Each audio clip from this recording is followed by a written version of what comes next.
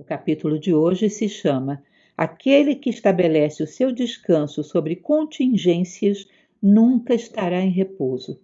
Esse nosso 10º capítulo, então, ele vai se fixar sobre essa questão das contingências. O que é que Sêneca chama de contingências? Aquilo que nós chamamos de alterações do destino, a imprevisibilidade da vida. Ele chama de destino, é um conceito que a gente teria que elaborar, porque às vezes quando se fala de destino as pessoas pensam que é uma coisa rígida e não que está sendo construído. Particularmente não acho muito filosófica essa visão de uma coisa rígida que não pode ser modificada, porque senão não haveria sentido na evolução humana. Mas, de qualquer maneira, o que ele vai dizer, nós poderíamos substituir a palavra destino por exemplo, sorte, oscilações da vida. Ele vai dizer que existem certas circunstâncias que não dependem de nós e que vão variar mesmo. E vão variar tanto para o positivo quanto para o negativo. Não adianta a gente esperar, isso não vai acontecer comigo. Provavelmente vai. Em geral, aquelas coisas que estamos mais apegados, provavelmente perderemos. Quando as coisas passam por nós e a gente as aceita, dando o nosso melhor para cada coisa que surge, em geral não há medo de perdê-las, nem desejo de tê-las. Isso faz com que a vida tenha uma certa serenidade. Agora, quando tememos perder algo, quando desejamos muito possuir algo, é provável que isso não venha ou, se vier, que não permaneça conosco por muito tempo. Porque a vida, ela tem uma lógica, segundo essa visão estoica, a natureza não é caótica e ela segue um curso para fazer com que o homem desapegue das coisas e apegue à evolução, à construção de si próprio como ser humano. Então, naturalmente, não pensem, os bons não vão ter coisas ruins. Segundo ele, e eu creio nisso também, os bons terão coisas ruins e coisas boas. Assim como os maus terão coisas ruins e coisas boas, porque em ambos os casos testa-se o caráter de uma pessoa, em ambos os casos você vai formando alguém para se tornar cada vez mais indiferente às circunstâncias. A ideia é que você possua uma felicidade que as circunstâncias não sejam capazes de roubar de você. Lembra que dizíamos isso lá no início do livro? Um conceito de felicidade que só dependa de você. Depende de você coincidir com seus princípios, depende de não ter traído a si próprio, de sempre caminhar coerente com seus valores. Essa integridade dá uma solidez interna que faria com que nada externo pudesse abalar a nossa felicidade. Momentos de alegria, momentos de tristeza, tudo bem, mas abalar a nossa felicidade só seria possível se traíssemos a nós mesmos. Se não fazemos isso, o que vem do lado de fora deveria não poder nos afetar. E aqui nesse capítulo ele vai dizer, vai acontecer de tudo que você possa imaginar. Vão acontecer coisas negativas, vão acontecer coisas positivas, às vezes extremas, às vezes mais moderadas, mas passaremos todos por dificuldades e por facilidades, por dores e por prazeres. Portanto, esteja preparado para eles, porque ao estar preparado você não é pego de surpresa e tem muito maior capacidade de reação humana. É muito mais fácil que eles não te roubem a ti mesmo, que você não saia do centro por causa desses apelos externos. Então vamos lá, né? Vamos falar um pouco a respeito hoje do nosso capítulo. Começando aqui pelo iniciozinho da página 65, nunca declare feliz nenhum homem que dependa do destino para a sua felicidade. Exatamente o que estamos falando. Pois nada pode ser mais absurdo do que colocar o bem de uma criatura racional em coisas irracionais. Ou seja, não dependa do destino para a sua felicidade. Um homem racional não pode depender de coisas aleatórias para estar feliz. Ele depende daquilo que está em suas mãos regular e garantir. Ele depende daquilo que acontece a ele com apoio, digamos assim, com o selo da sua vontade. Há coisas que dependem e há coisas que não dependem de nós. A nossa felicidade só deveria estar ligada ao que depende de nós. Se eu perdi alguma coisa, foi acidental. E quanto menos dinheiro, menos problemas. Quanto menos favorecimento, menos inveja.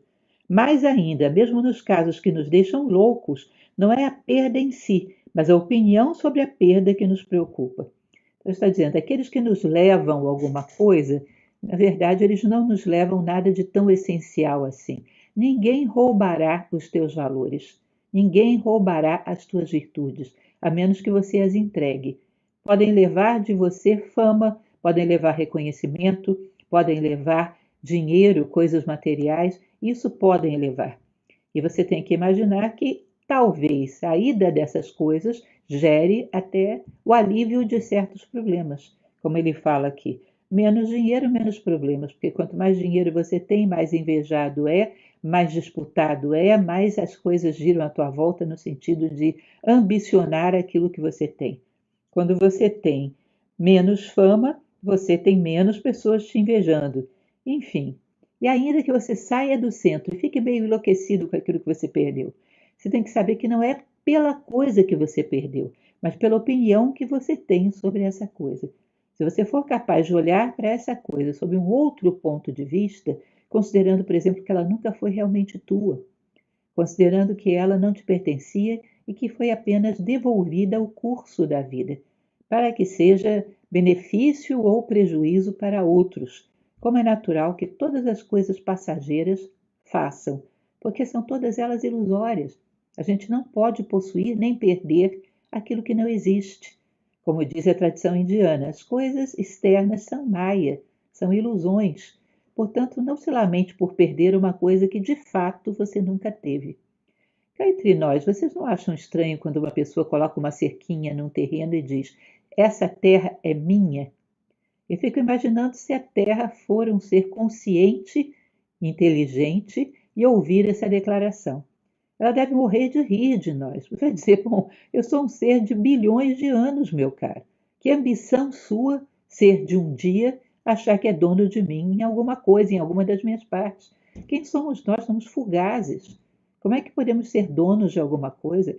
A ideia é que sejamos donos de nós mesmos em termos de essência, que é a única coisa que realmente nos pertence.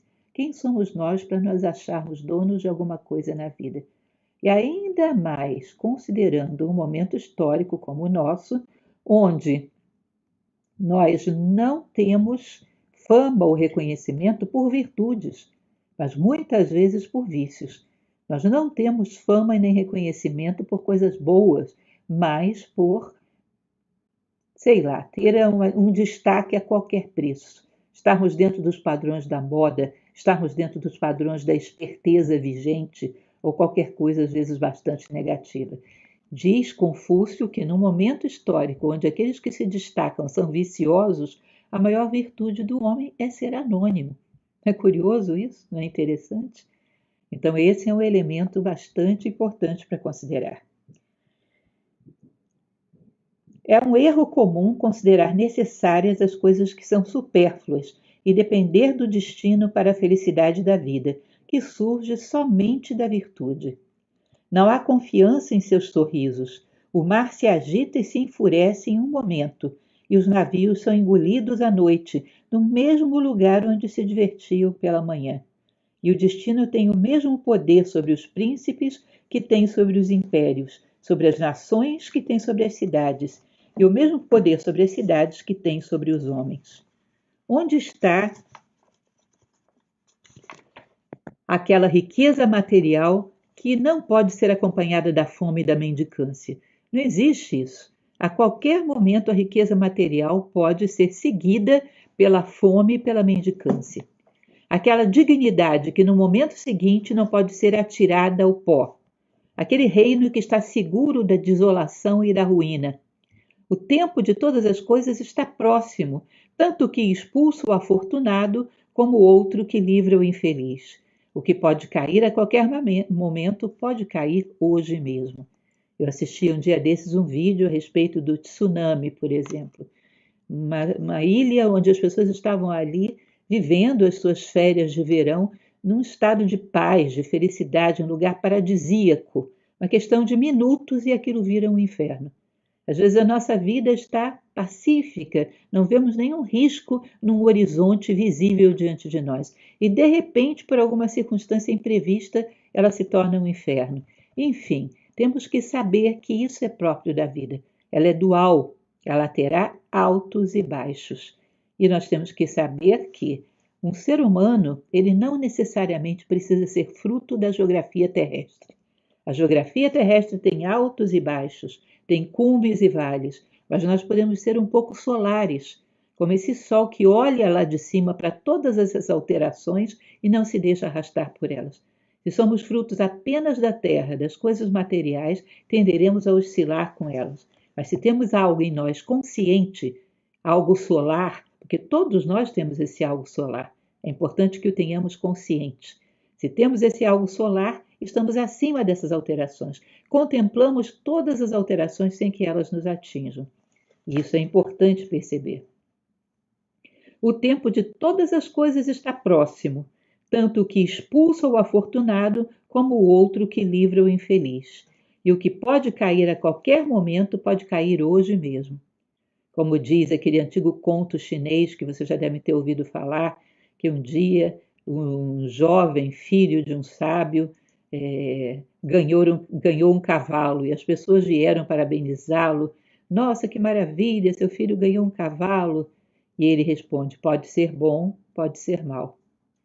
No dia seguinte, o menino caiu do cavalo e quebrou a perna. Aí as pessoas vêm dizer para ele, nossa, que triste, seu filho quebrou a perna. E ele diz, pode ser bom, pode ser mal. No dia seguinte, declara-se uma guerra e todos os jovens são convocados, menos o filho dele, porque estava com a perna quebrada. Ou seja, pode ser bom, pode ser mal. E assim a história prossegue. A consideração sobre o que é bom e o que é mal depende muito do ponto de vista que tomamos. Se temos uma visão solar, se entendemos as características da vida, perceberemos que bom ou mal é aquilo que nos faz crescer ou nos faz decrescer. Não necessariamente aquilo que é agradável ou desagradável. Muitas coisas que nos desagradam são altamente positivas para nos fazerem crescer. Muitas coisas que nos agradam são altamente nocivas no sentido de nos prejudicar e nos puxar para trás, nos animalizar. Continuando mais adiante nesse próprio parágrafo, ele diz: vou esperar o melhor e me preparar para o pior. Ou seja, espero o melhor e me preparo para o pior, se tiver que vir o pior. Acho que não deveríamos culpar tanto o destino por sua inconstância quando nós mesmos sofremos uma mudança a cada momento que vivemos. Ou seja, cuidado, não fique culpando o destino por ele ser inconstante. Você é constante? Nosso humor muda de uma hora para outra. Às vezes uma pequena contrariedade. Você acordou ouvindo os passarinhos e achando que a vida era maravilhosa. Alguém te contrariou por algum pequeno detalhe e você já entrou no inferno. Nós vamos do inferno ao paraíso nos nossos estados de humor num minuto ou menos. Portanto, não podemos reclamar da natureza por ser instável, quando a natureza humana que se manifesta em nós é igualmente instável.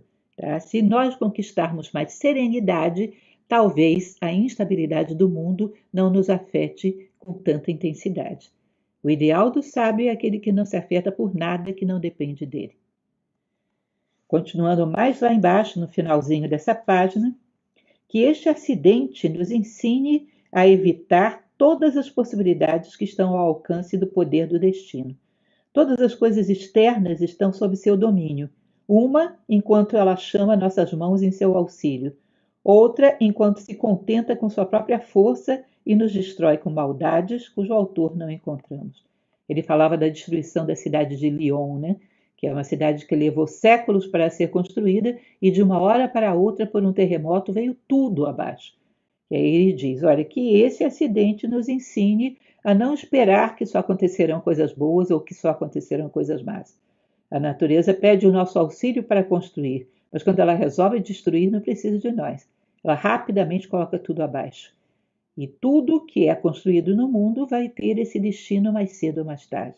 Lembrem daqueles monges budistas que constroem enormes mandalas com areia colorida para logo em seguida destruí-las, exatamente para se acostumarem com a inconstância do mundo, exatamente para terem a noção da inconstância do mundo.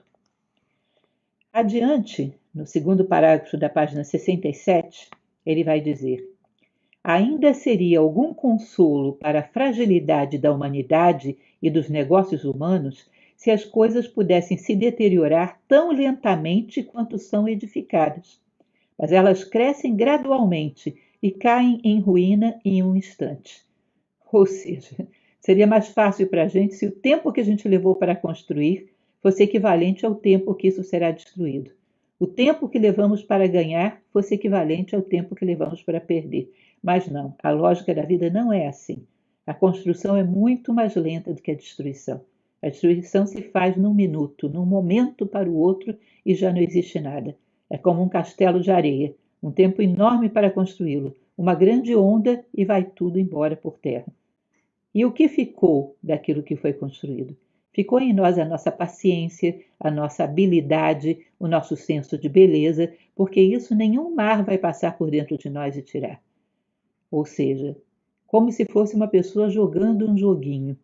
Ela tinha uma certa habilidade para jogar aquele joguinho.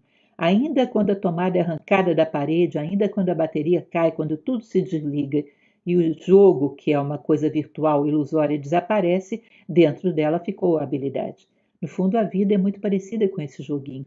Um dia a morte arrancará nossa tomada da parede, mas ficará dentro de nós a nossa habilidade por buscar o bem, por propagar o bem e por considerar a adversidade como meras ferramentas para o nosso aperfeiçoamento, e não deixar que as adversidades abalem o nosso caráter. Isso não haverá oceano, não haverá catástrofe, não haverá destino que possa passar por dentro de nós e nos arrancar daí.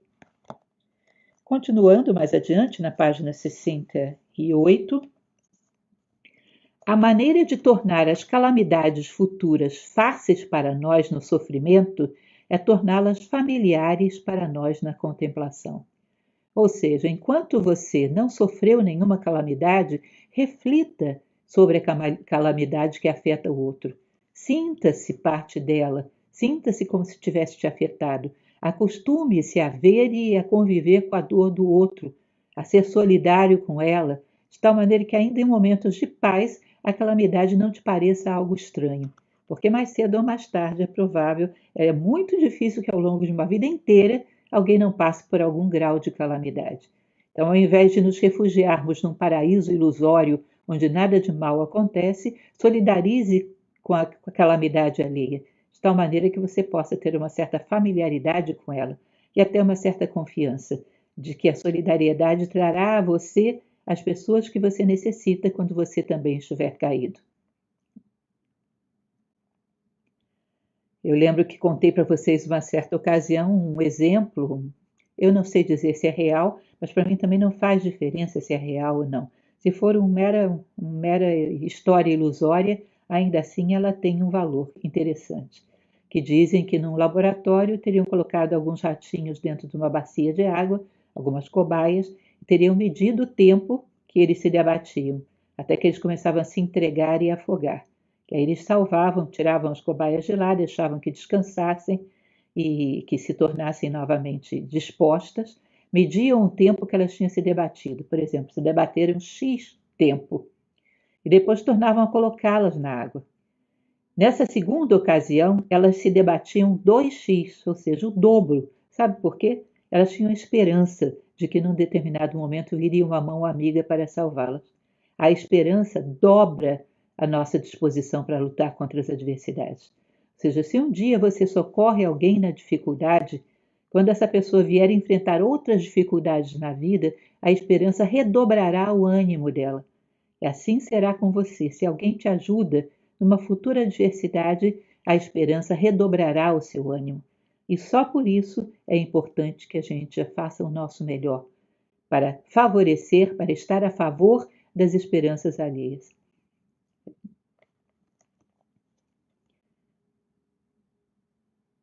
Continuando nesse mesmo parágrafo, quantas cidades na Ásia, Acaia, Assíria, Macedônia foram engolidas por terremotos? Ou melhor, países inteiros estão perdidos e grandes províncias submersas. Mas o tempo leva todas as coisas a um fim, pois todas as obras dos mortais são mortais. Todas as posses e seus possuidores são incertos e perecíveis. E que maravilha perder alguma coisa a qualquer momento, quando um dia devemos perder tudo.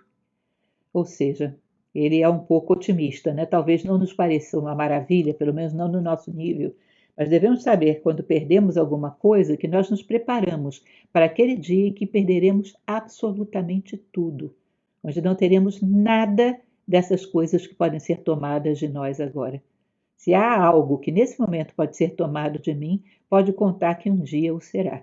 Se não ao longo da vida, pelo menos no fim dela. Porque até mesmo isso aqui, que não nos pertence, será tomado de nós. Então, acostumarmos-nos para que as coisas perecíveis, as coisas passageiras, partam da nossa vida, vão embora, sigam o seu destino. Nos preparamos assim para enfrentar a vida e a morte da maneira mais segura e sóbria possível. A sabedoria, dizem alguns sábios, que a sabedoria vai nos levar, sobretudo, sabendo viver, a saber morrer, saber enfrentar a morte com altivez, porque eu soube viver com altivez e encarar aquilo que é passageiro como aquilo que ele é, passageiro. Fará o seu percurso pela minha vida e irá embora. Ou melhor, países inteiros estão perdidos e grandes províncias submersas. Mas o tempo leva todas as coisas a um fim, pois todas as obras dos mortais são mortais, todas as posses e seus possuidores são incertos e perecíveis. Apenas reforçando aquilo que já tínhamos lido. Mais adiante, no próximo parágrafo, aí na terceira frase, ele vai dizer: não há defesa nos muros, fortificações e máquinas contra o poder do destino. Devemos nos prover por dentro, e quando ali estivermos seguros, seremos invencíveis. Podemos até ser espancados, mas jamais levados. Existe uma velha máxima oriental que diz que o homem pode ser ferido, mas não ofendido. Ele pode ser ferido externamente, porque tem horas em que isso não depende dele, mas ofendido, magoado profundamente, afetado na sua identidade, isso ele não pode ser se ele não permitir. Ou seja, se estamos seguros naquilo que somos, estamos em paz com a nossa consciência, quites com céus e terra, honrando os nossos valores, não é nada externo que pode nos atingir. Há uma passagem muito bonita de um livro de Roger Scruton, um filósofo que faleceu aí há poucos anos, 2020, se não me falha a memória. Roger Scruton tem um livro muito interessante chamado Beleza. E tem um determinado momento que ele fala sobre a beleza sublime, que é a beleza de grandes coisas da natureza, como, por exemplo, um oceano revolto, a escarpa dos Alpes ou a escarpa dos Himalaias, coisas grandiosas que às vezes até nos intimidam pela sua beleza. Ele diz: a primeira coisa que fazemos quando chegamos diante dessas coisas sublimes, grandiosas, é ter um certo temor, ter um certo medo, nos sentirmos muito pequenos. Mas logo em seguida, se você tem dignidade, você recupera a sua dignidade diante dessas coisas. Porque você pode dizer: oceano, montanhas, vocês são grandiosos, vocês podem me matar, mas não podem me corromper. Ou seja, existe algo dentro de mim que é inexpugnável, que nem mesmo o oceano revolto ou as escarpas da maior das montanhas do mundo é capaz de tomar de mim, a menos que eu entregue. Ou seja, a minha dignidade garante a minha grandeza, tanto quanto qualquer aspecto sublime da natureza. O homem é sublime pela sua dignidade, pela coerência que tem com seus valores humanos. Ou seja, não adianta querer construir muralhas, abrigos, nada está inexpugnável ao destino.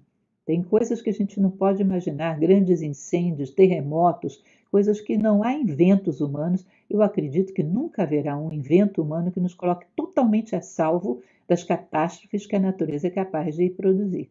Acho isso sumamente difícil. Mais adiante, lá no finalzinho dessa página 68, mas o melhor de tudo é que, se um homem não pode consertar seu destino, ele ainda pode consertar suas maneiras e colocar-se tão fora do alcance dele que, quer ele dê, quer retire, resultará no mesmo para nós. Pois não somos nem maiores por um, nem menores por outro. Ou seja, o destino me dá alguma coisa. Eu, Lúcia, me tornei maior? Sei lá, o destino me dá um carro zero. Eu, Lúcia, me tornei maior por causa disso? Claro que não. Se eu preciso de um carro para me tornar maior, a grandeza é do carro e não minha. Eu sou o que sou com carro ou sem carro. Se o destino me dá, eu não cresço. Se ele me toma, eu não diminuo. aquilo que eu tenho como estatura humana verdadeira, o meu verdadeiro tamanho, as circunstâncias do destino não são capazes de afetar. Ou seja, nem cresço nem decresço com elas. Se o mundo inteiro se vira para mim e diz, você é grande, eu não me torno nem 1 milímetro maior. Se o mundo inteiro vira para mim e me diz, você é pequena, eu não me torno nem 1 milímetro menor. É importante que a gente entenda isso. Mais adiante, nesse mesmo parágrafo, na página 69, chorar, lamentar e gemer é renunciar ao nosso dever. É a mesma fraqueza do outro lado exultar e regozijar-se. Ou seja, ele diz que os extremos, tanto na dor quanto na alegria, são ruins, significa perda do centro. Ou chorar, lamentar, gemer, rolar, se desesperar por algo que a natureza tirou de nós, isso indica falta da serenidade e da confiança na vida e em si próprio, ou ser eufórico demais do outro lado, como se tivesse ganho alguma coisa tão significativa assim. Também é sinal que não confiamos em nós mesmos, de que aquilo que é realmente sagrado e precioso, nós não podemos perder e nem podemos ganhar. Existe uma passagem muito bonita de Khalil Gibran, o Profeta, essa obra maravilhosa que é o Profeta, onde ele fala sobre as casas. Ele diz, por que trancas tanto as tuas casas? O que temes perder? Por acaso tens lá dentro a poderosa virtude que constrói os homens? Por acaso tens lá dentro o grandioso amor que faz com que os homens se elevem aos céus? Se não tens nada disso, o que temes que os ladrões levem? Ou seja, você não tem nada de valor, o que você teme que um ladrão leve? Se você tem esses valores dentro de você, essa é uma casa que o ladrão não vai entrar. Prefiro fazer meu destino a esperar por ele, não estando nem deprimido com seus golpes, nem deslumbrado com seus favores. Quando Zeno, esse Zeno é Zenão, o fundador do estoicismo, quando Zeno foi informado de que todos os seus bens foram afundados, os navios, ele era um mercador, Zenão, e os seus navios afundaram levando todas as suas mercadorias. Ele passou da riqueza à ruína em poucos momentos. Quando Zeno foi informado de que todos os seus bens foram afundados, ora então, disse ele, o destino pensa em me tornar um filósofo. É uma grande questão para um homem avançar somente acima de suas ameaças ou lisonjas, pois aquele que uma vez tirou o melhor dele está seguro para sempre. Ou seja, Zenão diz, o destino está me ensinando a não depender das coisas que eu posso ganhar e perder, ou seja, me tornar um filósofo. Sereno, sábio, dono de mim mesmo, de tal maneira que acidentes desse tipo não venham a me afetar. E ele fecha, aquele que uma vez tirou o melhor de si mesmo está seguro para sempre. Ou seja, você tem, repetindo, algo que nada nem ninguém pode tirar de você. Tem chão firme debaixo dos seus pés. Mais adiante, nessa mesma página, lá no meio do último parágrafo, o que acontece a qualquer homem poderá acontecer a todos eles, e então quebra a força de uma calamidade presente para prevenir o futuro. Ou seja, uma calamidade presente que está acontecendo com alguém e a qualquer momento pode acontecer com você também. Quebra esse espírito de tudo foi perdido, de derrota. Isso te vai fazer preparar para o futuro. Uma calamidade não significa nada pode ser feito. Não, muita coisa pode ser feita. E ao ter essa postura, eu me preparo para o futuro, para as minhas próprias calamidades. Continuando aqui já na última página, página 70, um homem pode muito bem se perguntar se deve sentir frio no inverno, enjoar no mar, ou ter seus ossos batendo uns nos outros em uma carroça, como no encontro de acidentes graves e cruzes na passagem da vida humana. E é em vão fugir do destino, como se houvesse algum esconderijo onde ele não pudesse nos encontrar, ou esperar qualquer silêncio de sua parte, porque ele torna a vida um estado de guerra perpétuo, sem nenhum respiro ou trégua. Podemos concluir sobre isso que o seu império é apenas imaginário e que todo aquele que o serve torna-se um escravo voluntário, pois as coisas que frequentemente são desprezadas pelos sem consideração e sempre pelos sábios não são em si mesmas nem boas nem más, como o prazer e a dor, a prosperidade e a adversidade, que só podem operar em nossa condição externa, sem nenhum efeito adequado e necessário sobre a nossa mente. Ou seja, reitero aquilo que eu falei para vocês: o prazer e a dor, a prosperidade e a adversidade. O que te fez crescer mais? Quando você para avaliar a sua vida, você cresceu mais como ser humano quando teve êxito ou quando fracassou? Se você me responde, eu cresci mais quando eu fracassei, significa que talvez o fracasso tenha sido mais positivo para você do que o êxito. Porque o sentido da vida não é conforto, não é desfrute, é crescimento. Aquilo que nos faz crescer nos leva na direção do bem, nos leva para os braços do bem. Portanto, nós podemos considerar que não é agradável, mas é sim favorável. É sim uma iniciativa bondosa da vida, que de vez em quando tem que nos sacudir para que continuemos caminhando, para que não caiamos na inércia, que esse sim é o pior mal que pode acontecer ao homem, ficar na inércia ou até mesmo retroceder. Bem, hoje ficamos por aqui. Na próximo encontro teremos uma vida sensual e uma vida triste, mas eu não posso deixar de aproveitar essa ocasião onde falamos tanto de catástrofes, de calamidades que acontecem ao homem, que é a nossa obrigação de alimentar as esperanças uns dos outros. Eu não poderia deixar de lembrar a vocês que o que acontece nesse momento no Rio Grande do Sul acontece com cada um dos brasileiros. Todos nós, na verdade, deveria ser considerado que acontece com toda a humanidade, mas a humanidade talvez ainda não tenha o nível necessário para pensar dessa maneira. Todo brasileiro está sendo afetado. Todas as nossas casas estão sendo invadidas. Todas as nossas vidas estão sendo arrastadas, porque somos um e um pedaço do nosso corpo está seriamente afetado. E ignorar uma parte do nosso corpo é loucura. Nós temos que ser íntegros e considerar e respeitar todas as partes do nosso corpo. Portanto, é nosso o problema, é nossa a dor. Seria um tipo de loucura, um tipo de fragmentação de consciência, ignorar que nesse momento um número significativo de irmãos nossos estão sofrendo diante de uma calamidade, sabendo que as calamidades são ingratas e vão e voltam em todos os lugares.